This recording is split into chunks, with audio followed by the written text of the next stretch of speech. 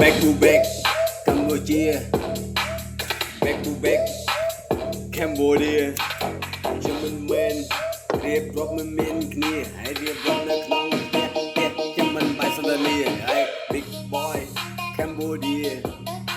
និយាយរឿងមួយមិនបាច់សន្តានាមិនបាច់នៅរៀបរាប់មិនបាច់ទៅសេទេហើយ Cambodia ស្ដាប់បន្តិចបានទេពេលខ្ញុំនៅស្រុកខ្មែរអូនតែងតែនិយាយថាហេហើយអូនមិនអាយក្បត់តែរៀមថាហេ You they can me ពេលនេះអូនមានថ្មីមិនបាច់មានពីរហើយព្រោះបងមកខ្មែរបាត់អូនក៏លួចស៊ីគ្នា You right here មិនបាច់និយាយច្រើនមិនបាច់សន្ទនាអូនបងមិនដែលស្គាល់ស្រីដូចពុំងារលេខ1លេខ2លេខ3មិនបាច់សន្ទនាហើយឃើញនឹងភ្នែកតែមិនច្បាស់ពុំងារជាពីសំដីអូនថាវាគឺជាមិត្តហើយពេលនេះអូននឹងរួចក្បត់លើកទី2មិនបាច់សន្ទនា You right here ពេលនេះបាច់និយាយច្រើនទេអូនមិនដោយអូនទៅនៅជាមួយនឹងគេបើសិនគេថាអូនបានសុកនៅស្រុកពុំងារ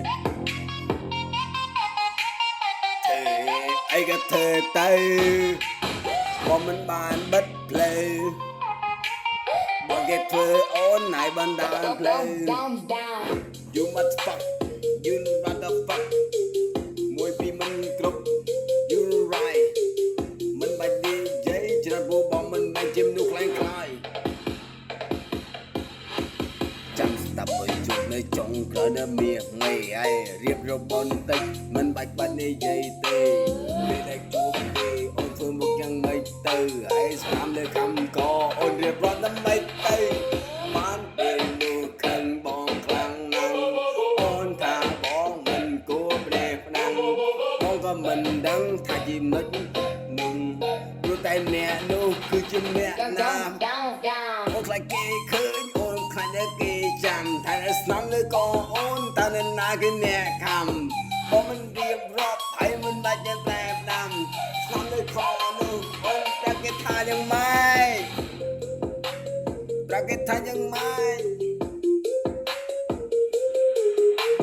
ប្រថាវាយ៉ាងម៉េចប្រគេថាយ៉ាងម៉េចស្នំលើកចរណៃ